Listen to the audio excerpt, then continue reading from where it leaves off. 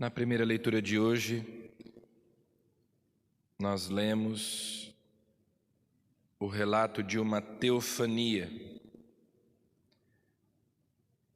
uma manifestação de Deus a Moisés, que tinha fugido do Egito porque o faraó queria matá-lo,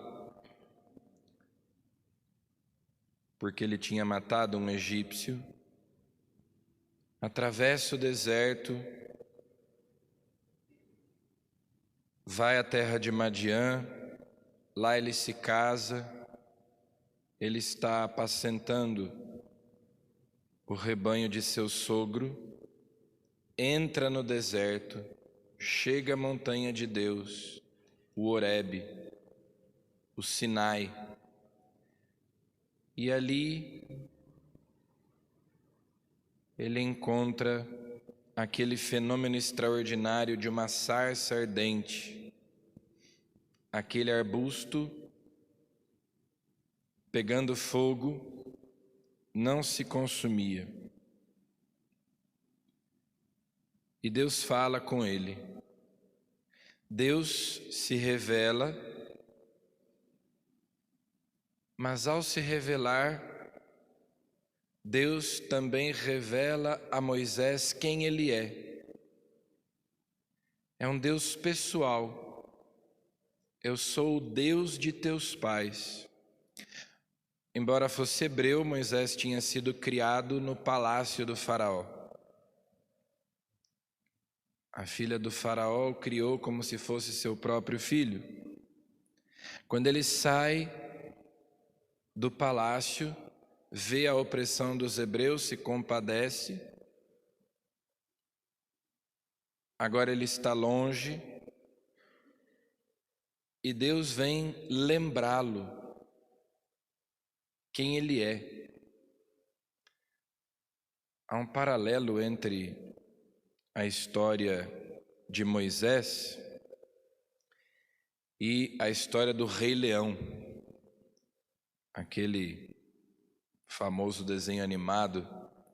Há uma cena em que o Simba, que há muito tempo está afastado do reino, tem uma visão do pai que diz para ele: lembra-te de quem tu és rei e filho do rei. Ele tinha se esquecido quem ele era. Quando Deus diz a Moisés: eu sou o Deus de teus pais, Deus se revela a Moisés e revela quem ele é, a sua identidade. Ele também é hebreu e, portanto, ele precisa voltar ao Egito.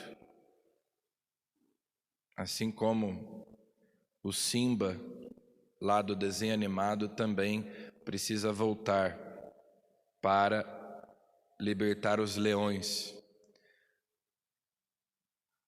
Há uma inspiração na história de Moisés aí.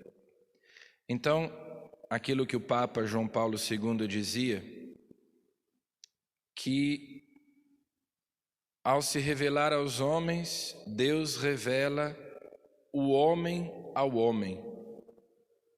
Nós descobrimos, ao descobrirmos quem é Deus, nós descobrimos quem somos, a nossa identidade. Somos filhos de Deus. Descobrimos a nossa dignidade e também o propósito da nossa existência, o sentido da nossa existência, para que estamos no mundo. Moisés se encontra com Deus e descobre que ele tem uma missão a cumprir, que ele é filho daquele povo que está escravizado no Egito e que Deus o envia. E o sinal de que é Deus que o envia é que eles adorarão a Deus naquele monte. Isso é algo que aparece no livro do Êxodo com insistência durante as negociações de Moisés com o faraó. O propósito do Êxodo, da partida, da saída do Egito, é poder adorar a Deus. É a liberdade de poder adorar o Deus verdadeiro e não mais viver na escravidão da idolatria, prestar culto ao verdadeiro Deus. Então Deus diz: vocês me adorarão neste monte. E no Evangelho, depois de ter enviado os 12 a pregar o Evangelho, os 12 voltam, contam a Jesus tudo o que tinha acontecido, como eles pregaram o Evangelho e aconteceram curas, milagres. E Jesus exulta de alegria no Espírito Santo. Jesus louva o Pai por revelar o seu nome aos pequenos. Esse é um dos sinais da chegada do reino de Deus. A boa nova é anunciada aos pobres. Jesus exulta de alegria, porque o Evangelho, a salvação, chega aos pequeninos. Revelastes o teu nome, revelastes os mistérios do teu reino aos pequeninos. E escondestes estas coisas aos sábios e entendidos. Assim como Deus se revela a Moisés na sarça ardente, Ele se revela a nós em Jesus Cristo,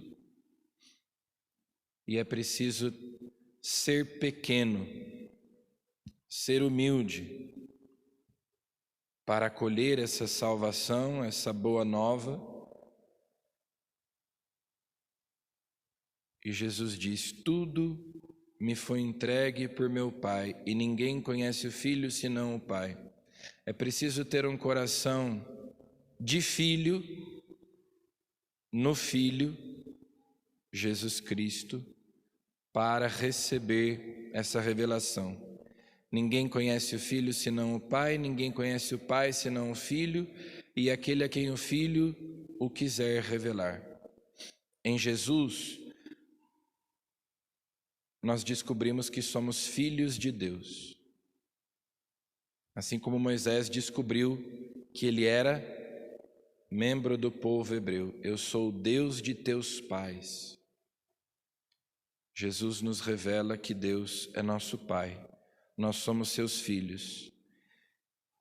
E se nós tivermos essa confiança de um filho que confia naquilo que lhe diz o seu pai, um coração de crianças, como Jesus diz, para entrar no reino dos céus é preciso ter um coração de criança.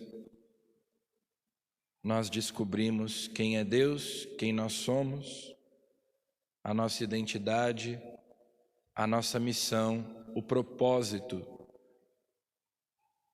de Deus a nosso respeito, o sentido da nossa vida. Peçamos a Deus que tenhamos um coração humilde, pobre, pequeno, que confia em Deus, que é nosso Pai, na sua palavra, para que assim Ele também nos faça descobrir a nossa dignidade, como ensina o Concílio Vaticano II, como ensina o Catecismo da Igreja Católica.